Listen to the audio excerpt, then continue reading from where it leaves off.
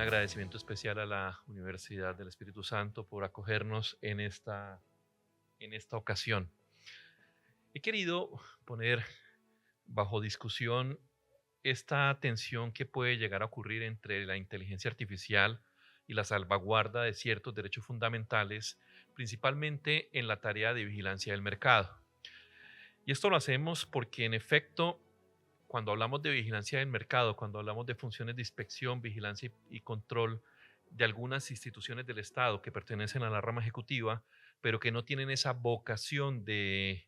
ser considerados jueces de la República, pues generan unas preguntas que están determinadas por esa tensión que procura el conflicto entre eficiencias y garantías procesales, si es que puede hablarse de un verdadero conflicto. Y el punto de partida en este caso, evidentemente, es entender que en Colombia, como en muchos de nuestros países, hay algunas entidades con una presencia enorme bajo ese modelo de inspección y vigilancia. En Colombia se llama la Superintendencia de Industria y Comercio, en quien se han radicado unas funciones especiales en torno al mercado, puntualmente para efectos de registro de propiedad industrial, para efectos de protección de datos personales, de la protección del mercado respecto a las prácticas restrictivas, de la protección del consumidor, pero también de metrología legal y con una función diferente en virtud del artículo 116 de nuestra Constitución Política, con la facultad de administrar justicia como verdadero órgano jurisdiccional en esa delegación expresa a funciones jurisdiccionales. Esto entonces plantea un reto importante. En efecto, entonces, cuando planteamos este reto, vemos que se abre de vista una oportunidad mayúscula para poder entender cómo la inteligencia artificial es, es una verdadera herramienta, pero que nos lleva a tener un marco de conflicto entre lo ético y lo jurídico. Y entonces, pues, vale la pena preguntarnos cómo equilibrar esas eficiencias en relación con los derechos fundamentales. Para ello, mostraba aquí en esta diapositiva cuál era ese rol de la Superintendencia de Industria y Comercio. Y lo hago básicamente trayendo a colación 5 instrumentos muy importantes. Uno, como precedente, que corresponde al kit de herramienta global sobre IA y el Estado de Derecho para el Poder Judicial de la UNESCO, que tiene que viene a ser el resultado de unos procesos que inician hacia el 2022 con dos grandes macroencuestas que se hicieron a nivel mundial y que ponen sobre la mesa la discusión de entender la inteligencia artificial desde la perspectiva de quienes administran justicia, ahora sí en sede jurisdiccional, bajo el presupuesto de IA como conocimiento, pero también IA como herramienta. Y esto abre la puerta a la discusión entre IA y derechos humanos versus IA y ética. Primer precedente. El segundo viene a ser entonces aquel documento que Colombia acogió,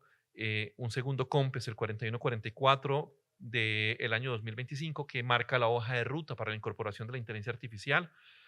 Y a partir de esto, tres cosas interesantes. La primera, el proyecto de ley que actualmente se discute en Colombia para regular la inteligencia artificial bajo principios de ética, responsabilidad e innovación. Un proyecto de ley que además es muy importante porque llega cuando en el Congreso estaban circulando alrededor de 22, 23 proyectos de ley que no tenían entre sí ni cabezas ni pies, era muy difícil de tomarlo. Y el Ministerio, el Ministerio de Ciencia, dando quizá aplicación a este encargo que hace el COMPES, pues viene a procurar un ejercicio legislativo equilibrado, prudente, discutido, que escucha muchas voces para poder generar este producto. Este proyecto de ley pues tiene como, pues en un escenario diferente, desde la tensión judicial, viene la Corte Constitucional, nuestro órgano encargado de salvaguardar los presupuestos constitucionales en Colombia, a través de una sentencia muy bonita, la sentencia T-323 del año 2024, en el que por primera vez en esta instancia se analiza el uso de la inteligencia artificial, puntualmente de ChatGPT, como una herramienta para dictar una decisión judicial. En este caso, la Corte viene a resolver algo en relación a una tutela que presenta la madre de un menor, de un niño menor, con una patología del espectro autista y se discute si era necesario o era imperativo que este paciente hiciera unos recobros, unos pagos como cuota moderadora en el sistema de salud. Pero es interesante la sentencia porque admite la Corte que se dicta con ChatGPT, pero como herramienta a partir de la generación de un esquema de decisión en donde la juez define cuál es el marco argumental, cuál es la norma que se va a analizar, cuáles son las sentencias precedentes, cuáles van a ser la línea de decisión de esa sentencia y con todos estos ingredientes construye unos prompts para luego generar esta sentencia. Se analiza entonces allí básicamente la admisibilidad del uso de ChatGPT en las decisiones judiciales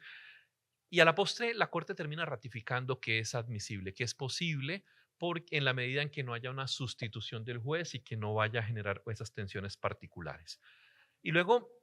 como insumo adicional, tenemos dos conceptos de esta Superintendencia de Industria y Comercio. Una en sede de protección de datos personales y una en sede de protección del derecho de los consumidores. La primera para preguntar algo así como cuál sería la aplicación o validez más bien de que los call centers sean sustituidos por un modelo de inteligencia artificial que haga llamadas a los usuarios en materia de derecho del consumo y en